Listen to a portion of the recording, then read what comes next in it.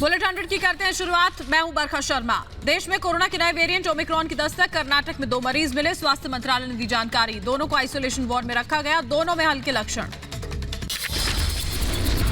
24 घंटे के अंदर हमारे देश में 2 ओमिक्रॉन वेरिएंट के केस हमारे इस नेटवर्क के द्वारा डिटेक्ट किए गए कर्नाटक में। स्वास्थ्य मंत्रालय ने कहा ओमिक्रॉन वेरिएंट से संक्रमित दोनों लोग दक्षिण अफ्रीका से आए। उनके संपर्क में आने वालों की पहचान की गई। स्वास्थ्य मंत्रालय ने पीएम मोदी को भारत में ओमिक्रॉन संक्रमित मरीजों की जानकारी दी। 66 और 46 साल के 2 मरीज संक्रमित मिले। स्वास्थ्य मंत्रालय ने बताया दुनिया के सामने बड़ी चुनौती। ओमिक्रॉन में 45 से 52 म्यूटेशन पाए गए हैं। डेल्टा और बीटा से 5% ज्यादा संक्रामक हो सकता है ये नया वेरिएंट। पर्टिकुलर वेरिएंट के बारे में कुछ हद तक ये कहा जा रहा है। एक प्रेडिक्शन, एक मॉडलिंग के हिसाब से उन्होंने इसके बारे में बताया कि हो सकता है कि 5 गुना अधिक इन्फेक्शियस हो।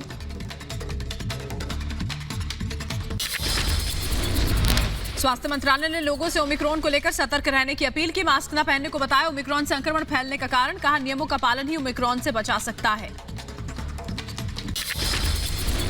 ओमिक्रॉन प्रभावित देशों से आने वाले यात्रियों पर एयरपोर्ट पर आरटी-पीसीआर टेस्ट उनका अनिवार्य है। नेगेटिव होने पर होम आइसोलेशन के बाद 8वें दिन दोबारा कोरोना जांच कराना जरूरी। डब्ल्यूएचओ के बाद भारत ने भी ओमिक्रॉन को वेरिएंट ऑफ कंसर्न की कैटेगरी में रखा।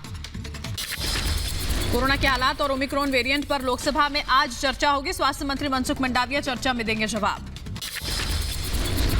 कोरोना के नए वेरिएंट से देश में खतरा बढ़ा। दादर नगर हवेली और दमन द्वीप में 31 दिसंबर तक नाइट कर्फ्यू का ऐलान। ओमिक्रॉन वेरिएंट को देखते हुए लिया गया फैसला।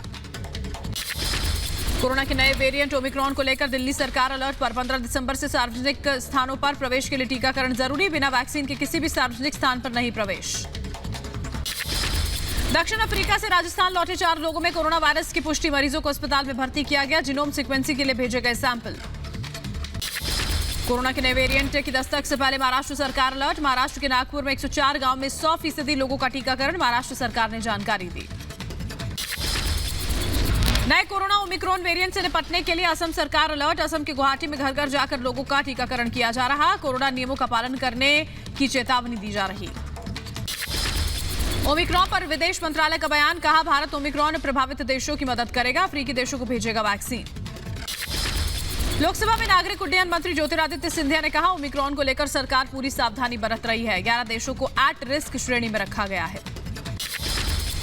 नए वेरिएंट ओमिक्रॉन से प्रभावित देशों से ओडिशा में लौटे 380 नागरिक। सभी लोगों की कोरोना रिपोर्ट नेगेटिव।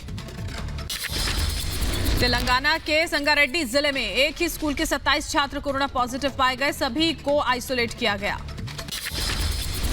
कोरोना की बूस्टर डोज पर लोकसभा में सरकार का जवाब। वैक्सीन के बूस्टर डोज के लिए किया जा रहा है अध्ययन। वैज्ञानिक आधार पर फैसला लेंगे। जाइडस कैडिला की कोरोना वैक्सीन का सबसे कम वैक्सीनेशन वाले 7 राज्यों में इस्तेमाल किया जाएगा शुरू। सबसे पहले महाराष्ट्र, तमिलनाडु, उत्तर प्रदेश और पश्चिम बंगाल में होगा टीकाकरण। दिल्ली में वैक्सीन की पहली डोज हो सकती है अनिवार्य। फर्स्ट डोज वालों को ही मिलेगी सार्वजनिक जगहों पर एंट्री। 15 दिसंबर तक भेजा जाएगा प्रस्ताव। कर्नाटक के हुबली में एक स्कूल में एक छात्र कोरोना पॉजिटिव। एहतियातन स्कूल प्रशासन ने स्कूल को 5 दिसंबर तक बंद किया। दक्षिण अफ्रीका से मध्य प्रदेश के पन्ना लौटा पुजारी। जिला प्रशासन ने पूरे परिवार को आइसोलेट किया। कोरोना के नए वेरिएंट को लेकर प्रशासन बरत रहा है सावधानी। यूपी के नोएडा में कोरोना के नए वेरिएंट ओमिक्रॉन को लेकर स्वास्थ्य विभाग अलर्ट पर। विदेश से आए 67 लोगों की हो रही है निगरानी। दुनिया भर में ओमिक्रॉन की दहशत। उत्तर प्रदेश के इटावा में 24 स्वास्थ्य टीमें। College, railway station, bus stand पर लोगों की कर रहे जांच। प्रतिदिन 4000 लोगों की हो रही है सैंपलिंग। दुनिया भर में ओमिक्रॉन वेरिएंट के अलावा भी कोरोना मामलों में तेजी आई है। पिछले एक हफ्ते में 70% मामले यूरोप से आए। एक हफ्ते में 29,000 से ज्यादा लोगों की यूरोप में कोरोना से मौत। दुनिया में मंडराया ओमिक्रॉन का खतरा। अमेरिका में वायरस की एंट्री से हड़कंप मचा। 24 देशों में ओमिक्रॉन की दस्तक। दक्षिण अफ्रीका में कोरोना के नए वेरिएंट ओमिक्रॉन के सबसे ज्यादा मरीज। अब 77 लोगों में नए वेरिएंट की पुष्टि। पूरी दुनिया में अब तक 201 संक्रमित। ब्रिटेन में भी ओमिक्रॉन वेरिएंट के 22 मरीज। खतरे को देखते हुए 30 से ज्यादा देशों ने ट्रैवल बैन से लेकर बॉर्डर तक सील किए। परमबीर सिंह पर गिरी निलंबन की गाज। महाराष्ट्र सरकार ने तुरंत प्रभाव से मुंबई के पूर्व पुलिस कमिश्नर परमबीर सिंह को निलंबित किया। रिपब्लिक भारत के पास परमबीर सिंह के निलंबन के ऑर्डर की कॉपी। निलंबन ऑर्डर में सभी एफआईआर का जिक्र। वसूली कांड के आरोप में परमबीर को निलंबित किया गया। महाराष्ट्र गृह मंत्रालय ने परमबीर के निलंबन पर फैसला लिया। बैठक में डिप्टी सीएम अजीत पवार, गृह मंत्री दिलीप पाटिल समेत कई बड़े अधिकारी मौजूद रहे। उद्धव सरकार ने अनुशासनहीनता के आरोप में परमबीर के खिलाफ कार्रवाई की है। छुट्टी खत्म होने के बाद भी ज्वाइन नहीं की थी ड्यूटी। अनुपस्थिति को लेकर राज्य सरकार को नहीं दी थी जानकारी। परमबीर सिंह के खिलाफ 100 करोड़ की वसूली समेत उगाही के कई मामले दर्ज हैं। चांदीवाल आयोग जांच कर रहा है। कई बार हो चुकी है पूछताछ। करीब 230 दिन बाद 25 नवंबर को परमबीर ने मुंबई पुलिस के सामने सरेंडर किया था। कोर्ट के आदेश और घर के बाहर नोटिस चस्पा होने के बाद चंडीगढ़ से मुंबई आया था परमबीर। जम्मू कश्मीर के पुलवामा में आतंकी हमला। काकापोरा इलाके के पुलिस स्टेशन में आतंकियों ने ग्रेनेड फेंका। आतंकी हमले में किसी के हताहत होने की खबर नहीं। एलएसी विवाद को लेकर भारत चीन के बीच फिर होगी बातचीत। दिसंबर में 14वें दौर की बातचीत संभव। कमांडर स्तर की बातचीत होगी। नौसेना दिवस से पहले मुंबई के गेटवे ऑफ इंडिया पर बीटिंग द रिट्रीट रिहर्सल। हर साल 4 दिसंबर को मनाया जाता है नौसेना दिवस। रक्षा मंत्रालय के केंद्रीय सैनिक बोर्ड ने सीएसआर सम्मेलन का आयोजन किया। रक्षा मंत्री राजनाथ सिंह ने सम्मेलन में हिस्सा लिया। कहा, सशस्त्र सेनाओं ने बड़ी मुस्तैदी से देश की अखंडता और रक्षा की चुनौतियों का मुंहतोड़ जवाब दिया। पंजाब में चन्नी और केजरीवाल की रंगभेद की जंग आम आदमी पर आई है। पंजाब के सीएम चरणजीत चन्नी ने कहा, जिन्हें पंजाब के बारे में कुछ नहीं पता वो हमें आम आदमी और असली नकली कौन बताएगा। सीएम चन्नी पर केजरीवाल का पलटवार। कहा, चन्नी का रंगभेद बयान मेरा नहीं, पंजाब का अपमान। पंजाब को काला, केजरीवाल पसंद, मेरा रंग काला पर नियत साफ। पंजाब के पठानकोट में अरविंद केजरीवाल तिरंगा यात्रा में शामिल हुए। केजरीवाल के साथ मनीष सिसोदिया समेत कई नेताओं ने हिस्सा लिया। शहीद लेफ्टिनेंट त्रिवेणी सिंह को दी श्रद्धांजलि। आज से दिल्ली सरकार की निःशुल्क तीर्थ स्थल योजना की शुरुआत। करीब 1000 बुजुर्गों को अयोध्या तीर्थ स्थल भेजेगी दिल्ली सरकार। पिछले महीने दिल्ली कैबिनेट ने अयोध्या को योजना में शामिल करने की मंजूरी दी थी। तमिलनाडु के चेन्नई में नीट काउंसलिंग में देरी को लेकर स्टैनली अस्पताल में डॉक्टर्स ने विरोध प्रदर्शन किया। डॉक्टर्स ने नीट काउंसलिंग को जल्द से जल्द कराने की मांग की। मुंबई की एंटी नारकोटिक्स टीम ने डोंगरी इलाके में एक 23 वर्षीय ड्रग पेडलर को गिरफ्तार किया। गिरफ्तारी के बाद ड्रग पेडलर को पूछताछ के लिए कस्टडी में भेजा गया। पठानकोट में केजरीवाल ने पंजाब के लोगों से वादा किया। कहा, पंजाब में सरकार बनी तो 16,000 मोहल्ला क्लिनिक बनाएंगे। सभी लोगों को फ्री में दवाइयां देंगे। गुजरात के मुख्यमंत्री भूपेंद्र पटेल ने मुंबई के सिद्धिविनायक मंदिर में पूजा अर्चना के साथ भगवान विघ्नहर्ता का आशीर्वाद लिया। इस दौरान मंदिर प्रांगण में उपस्थित लोगों से मुलाकात भी की। यूपी के डिप्टी सीएम केशव प्रसाद मौर्य का सपा और बसपा पर निशाना। बोले, सपा, बसपा और कांग्रेस वोट कटवा दल। यूपी में सब मिलकर भी चुनाव लड़ेंगे तब भी बीजेपी की जीत पक्की। मेरी चाहे श्री अखिलेश यादव को सलाह दे और श्री अखिलेश यादव को सलाह जो देंगे उसके आधार पर अभी 2019 में उन्होंने सलाह दिया था कि बहन जी से गठबंधन कर लो, जीत जाओगे, स्वयं हार गए। सपा अध्यक्ष अखिलेश यादव का विजय रथ झांसी पहुंचेगा। झांसी में जनसभा को संबोधित करेंगे अखिलेश यादव। सीएम योगी आदित्यनाथ लखनऊ और गोरखपुर दौरे पर। लखनऊ में विश्व दिव्यांग दिवस के अवसर पर कार्यक्रम। बीजेपी ज्वाइन करने पर मनजिंदर सिंह सिरसा को एसएफजे की धमकी। 6 फॉर जस्टिस ने कहा, पंजाब जाने पर सिरसा गंभीर परिणाम भुगतने के लिए तैयार रहें। पीएम मोदी इन्फिनिटी फोरम का आज उद्घाटन करेंगे। इन्फिनिटी फोरम फिनटेक का एक विचारशील नेतृत्वकारी प्लेटफॉर्म है। यूपी के सहारनपुर को गृह मंत्री अमित शाह की सौगात। शाकंभरी विश्वविद्यालय की आधारशिला रखी। 92 करोड़ की लागत से बनेगा।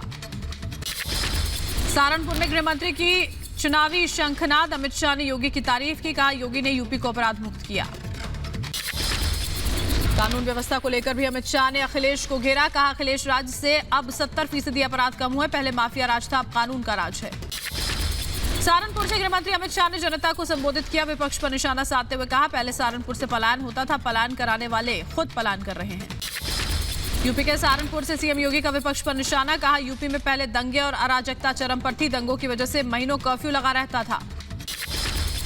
यूपी के ललितपुर पहुंचे अखिलेश यादव ने बीजेपी के बयान पर साधा निशाना। कहा, जिनके परिवार होते हैं वही परिवार वालों का दुख समझ सकते हैं, जिनके परिवार नहीं वो क्या समझेंगे। कोरोना के नए वेरिएंट को लेकर संसद में देर रात तक चर्चा हुई। बीजेपी नेता तेजस्वी सूर्या ने कहा, कोरोना के नए वेरिएंट को लेकर सरकार गंभीर, विपक्ष सिर्फ भ्रम फैलाने का काम कर रहा। This is a new variant.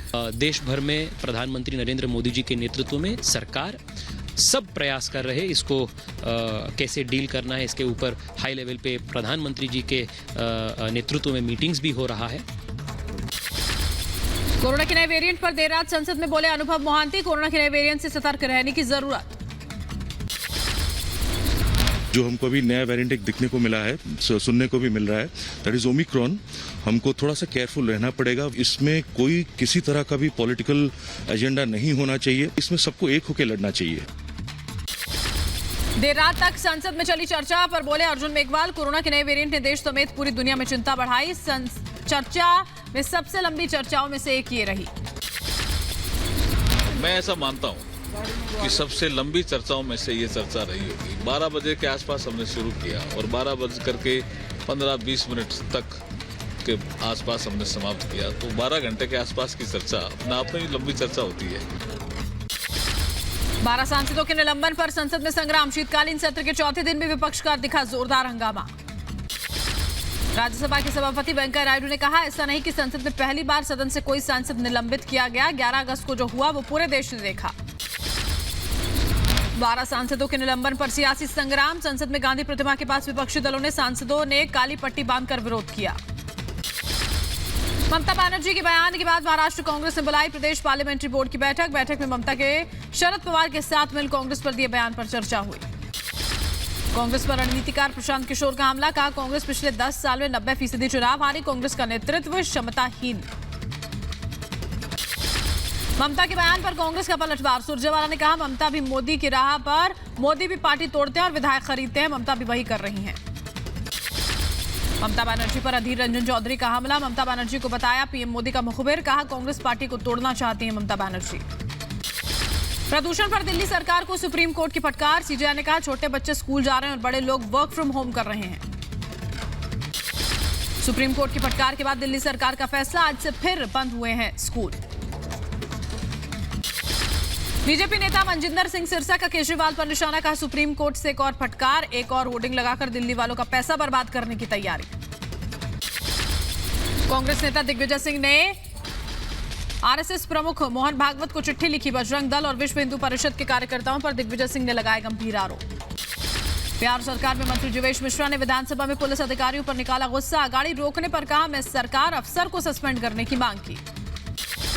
Aryan Khan case में एनसीबी के गवाह किरण गोसावी को पालघर पुलिस ने हिरासत में लिया। 2 युवाओं ने नौकरी दिलाने के नाम पर ठगी करने का मुकदमा दर्ज कराया था। बंगाल की खाड़ी में बन रहे चक्रवाती तूफान जवाद ने बढ़ाई चिंता। तूफान से निपटने के लिए पीएम मोदी ने पदाधिकारियों के साथ की बैठक। सुहेलदेव भारतीय समाज पार्टी के अध्यक्ष और पूर्व मंत्री ओम प्रकाश राजभर सुल्तानपुर पहुंचेंगे। इस दौरान राजभर यूपी के सुल्तानपुर में जनसभा करेंगे।